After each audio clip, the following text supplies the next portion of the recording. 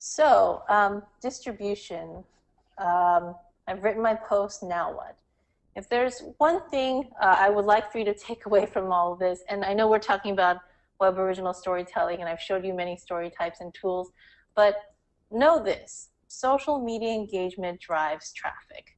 I hope you all have Twitter accounts. I hope you all have station Facebook accounts. I hope you are actively involved in social media, because uh, that's how so many people are getting their news. I depend on Facebook and Twitter to get my information, and I'm on it many times a day. And I saw this analogy that social media is like the refrigerator. You just keep opening the door to see what's inside, and it's something that people check back to regularly. So keep this in mind. I'm going to show you some examples here, but Facebook and Twitter, I hope you're on that. And if you're using Twitter, be sure to use hashtags and mentions of people in the post, and conversing with your fans and followers. So online is no longer a one-way street. It's not like radio where the audio goes out and you can shout at your radio, but the host is not going to hear you. With online, with comments, with retweets, people, you are seeing what people are saying about your story. So here's an example of conversing with your audience. Michigan radio. Unemployment rate fell to 9% in January. Several comments, several likes, one share. I want to show you the comments. So there's a comment here. There were several comments and questions about the unemployment number. Like has been said by other people, does this include the people that their unemployment ran out and are no longer receiving it? Michigan Radio jumps in. The number includes people who no longer collect unemployment so long as they've been actively looking for work in the last month. Spread the word.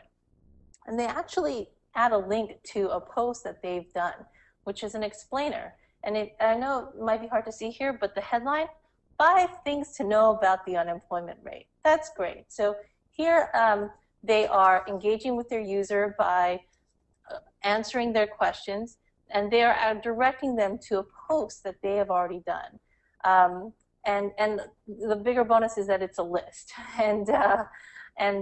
So there's a lot of great things going on with this conversation with the audience. And so, public radio audiences being smart and interested in the details. Here's another comment. Michigan Radio, no estimate of the number of people who are unemployed and don't have a phone with which to be surveyed or have only cell phone. That seems like a very unreliable number to me, etc. And Michigan Radio answers, David, it is the same methodology every time, so while the number may not be accurate, the trend should be reliable. They did a great job answering this question. They sound so smart and engaged, and it's a site where I know that if I have something to say and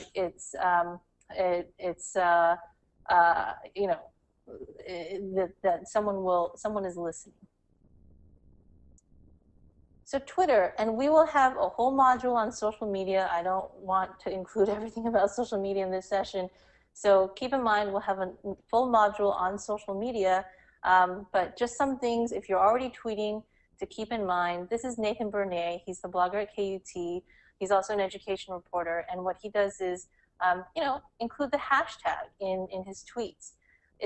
People follow hashtags, and it's just a great way to be part of the conversation. One thing you see here is that he is not using Twitter just to push his own stories. He's not sending you links to KUTnews.org. He is reporting through Twitter. He's telling people what's happening, and he's providing a real service here.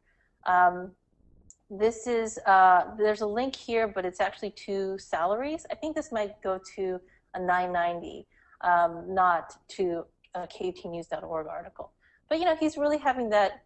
He's making sure that by using this hashtag, he's part of the conversation, following the Austin Independent School District, and he's mentioning people that he is conversing with online, so they know this is what he had to say. And you know, he is also contributing content online through Twitter.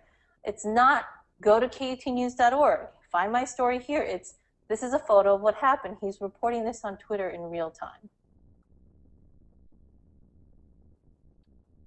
Okay, so I know I covered a lot. I don't see a lot of questions in the question box, but here is my contact information. Again, these slides will be available on the blog.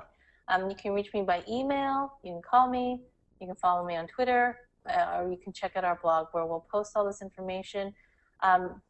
Just so you know, this wraps up our web writing series.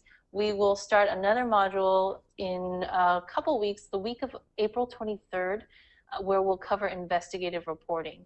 You'll hear from our librarian and other people at NPR's investigative unit, and that will run 3 weeks.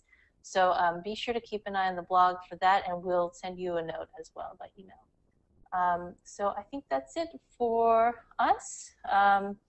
Again, feel free to write or call or tweet. Thanks so much. Take care.